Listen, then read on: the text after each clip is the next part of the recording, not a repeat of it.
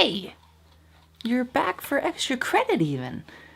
I like to see that kind of determination in a student. Hello, I am Professor of Knowledge, Jacob Fredrickson, and welcome to How to Photography, Step 1A. But, before we begin, the Board of Directors has recently informed me that I will no longer be teaching the class on continuity. Something about pictures?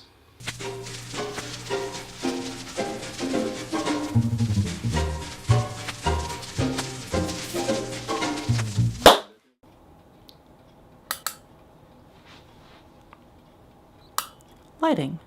Can we cover it in a single lesson? No, but we can try. Light doesn't follow an even slope from brightest to darkest like you would think it does. Instead, it follows a slope more like this.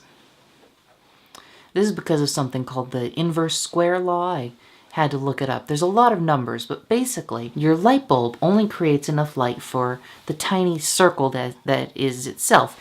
And as that light gets further and further away from that tiny circle, it makes a bigger and bigger circle. And the light has to cover a bigger and bigger area until eventually it's so thinly spread out you can hardly see anything. If I stand right here, you can see me really well. But if I stand over here, you can hardly see me at all. And it's because of that slope.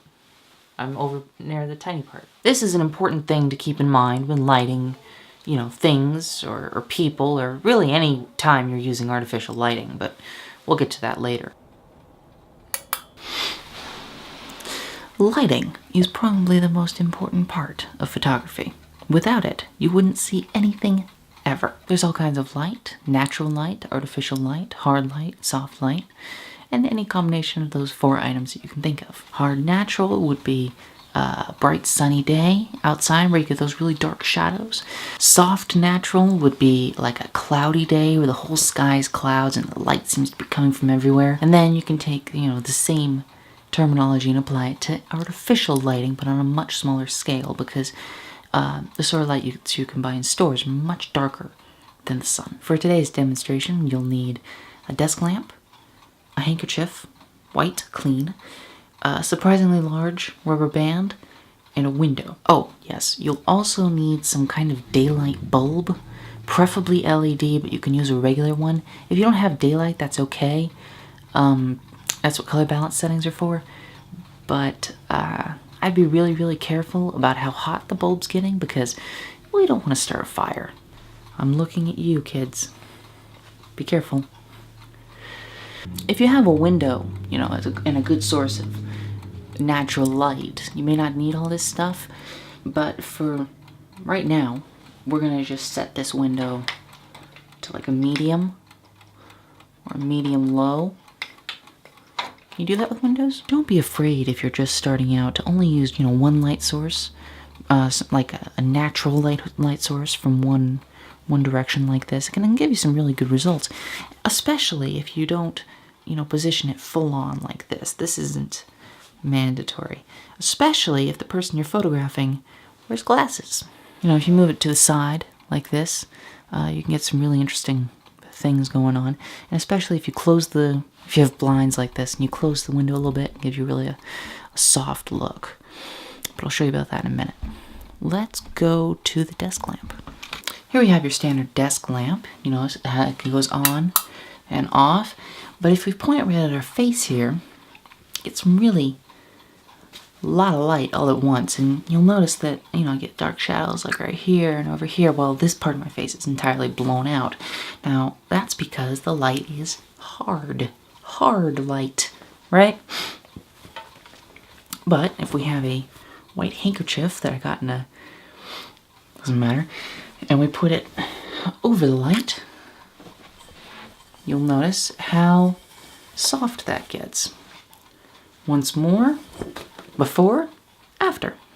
It's pretty impressive, right? But if we just set it up there, it falls off. So, what are we gonna do?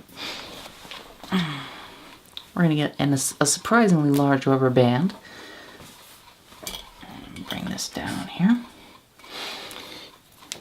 Put it around the side here, like that, so that it is right there. And we're gonna make it a little bit tighter.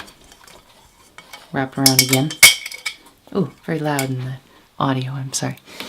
And then we're going to take one corner of this handkerchief and we're going to tuck it underneath there.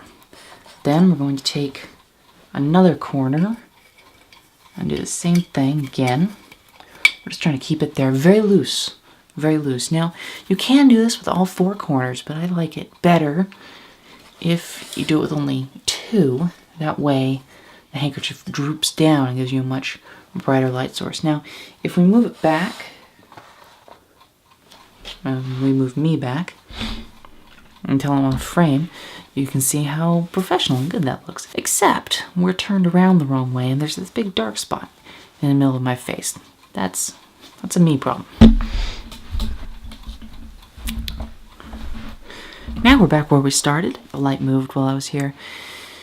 Okay, open up the window a little bit more and you can see that it's catching some of my hair along there and making it look really pretty. My face is still very dark though, and so we'll move the lamp a little bit closer. Aim it, adjust. And what the handkerchief is doing is basically making a soft box, which is basically just this, right? A light and like a diffuser in front of it, but big. It's a thing professional photographers use.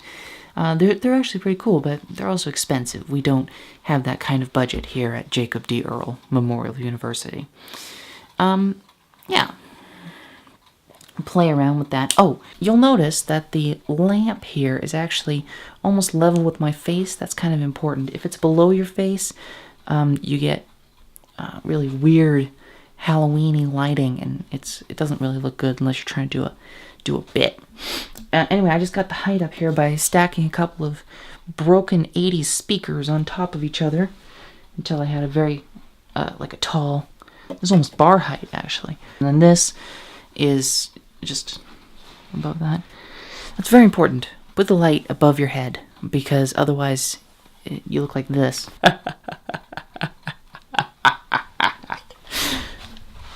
And you don't want that. Natural light, all of the tutorials agree, is the very best kind of light because it's very, very bright and it's also completely free. But there are some problems that you run into it. It's too bright most of the time and there's no way to control it. Now, what you can do is you can go inside and like open 1 window or 2 windows, you know, as needed. That's one way you can try and control the light. You can also bring I didn't, but you could bring an umbrella, you know, or a giant white thing and put it on the ground to reflect light up into your subject's face. Bright, harsh, natural light like this is great for stuff where there's lots of fast motion, like if you're trying to capture the photo finish of a race or some guy jumping up in the air. But it's not so great for long-term motion, like water flowing over a stream or a waterfall or something. In this picture of a waterfall I took, you can see that it has a very fast shutter speed, and the water is frozen in midair. It's just frozen. This is because of the fast shutter speed. That's what fast shutter speeds do. But what I wanted to do was to capture the long-term motion. I wanted the water wavy, you know, and smooth. And the only way I could do that is if I used a slow shutter speed, but it's so bright, what am I going to do? Apertures. I closed my aperture all the way down, and I set my shutter speed to something like 1/30th of a second or 1/3 of a second. It wasn't very much. And then I got this really cool flowing thing. But sometimes it's so bright, not even stopping down the aperture will give you the look you want. In these extreme cases, professional photographers use ND filters, which are basically sunglasses that you screw onto the front of your camera. But I am cheap, and I have these really big sunglasses. So what I did was I just put them in front of the camera, and it looked like this. And then I fixed it in post, and it looked like this. Which, you know, I wouldn't suggest it. You get some distortion and stuff, but if you're in a pinch and you really need that long exposure, maybe it'll work for you. It's a cool thing to keep in mind. On cloudy days, like this isn't, the light is softer, more diffused. The clouds basically act as a giant handkerchief in the sky, spreading the light out so that it seems like it's coming from everywhere, therefore eliminating any shadows. You get a lot of cloudy days in Alaska, but not so many here in the middle of the desert. You can, however, simulate this by sitting under an awning that's partially translucent, essentially spreading a giant colored handkerchief between you and the harsh light source. Why am I so hung up on soft light? Well, frankly, I don't look very good in hard light, and no one ever does, especially if they're wearing a hat or sunglasses. And if your subject is standing in the bright sunlight, wearing neither a hat nor sunglasses, you're gonna get a picture like this. And you don't really want a picture like that because that looks like terrible. If you have neither a giant white handkerchief, an umbrella, or some sort of awning on sticks that's partially translucent, you can at least not face your subject into the sun because they will hate that and their eyes will squint, like I just demonstrated. Now that the sun is behind your subject, your camera's meter will not work anymore. It'll think that you're a couple of stops overexposed, but what you should do is zoom in a little bit on your subject's face and expose for that, okay? Because that's the important part, not the sky behind you. Although, sure is a lot of it. But what about the most obvious method for lighting up your photo? The built-in flash. Well, here's the thing about the built-in flash. All of your pictures end up looking like this. Direct lighting, harsh shadows, super close. Unless you're using it for like a retro bit, or you're handing it to someone who doesn't know how to use it, I would only recommend it for very specific circumstances. Like if your background is blown out, but you still want to maintain the detail on someone's face, and you don't have anything else. Is direct lighting inherently bad? No. But it should be used sparingly, and usually only for if you're doing some kind of dramatic shot, like this one.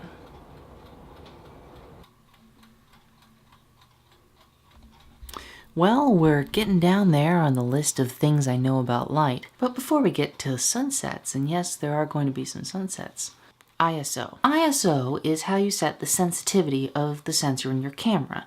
And while this sounds like it would be a very cheap, easy, and effective way to make your images brighter, really what you end up with is something like this. Well, I mean, that was an extreme example I set up. I turned the ISO up as high as my camera will go. But if we zoom in on a particularly noisy section of the image, you'll see that it has noise. It's like all these different little colored dots everywhere. What is all that? Well, what it is actually your camera picking up radiation from itself, which is very strange. This radiation is caused by electricity in the wires and whatever, writing data, and it's just your camera working. It's very low level radiation, but the sensor is right up against the guts of the camera. But your camera sensor picks up all kinds of light, and since radiation is just light, it is going to pick up some stuff. Yeah.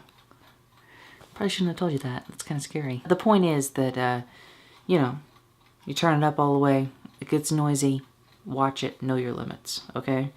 For my camera, I wouldn't go up above 400, and for our demonstration shot, I put it on 12,800. Let's go look at a sunset.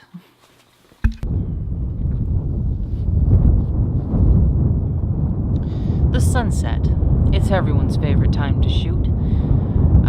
You'll hear photographers talking about the golden hour or the magic hour, and what they're talking about is the hour just before sunset, when the light from the sun is that weird yellow color and is also a certain degree above the horizon, giving it a nice cool angle. An angle that's not found in natural outdoors light during the day.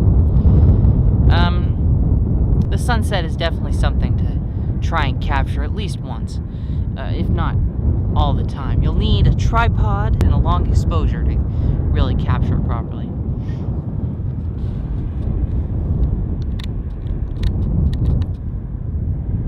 Until next time.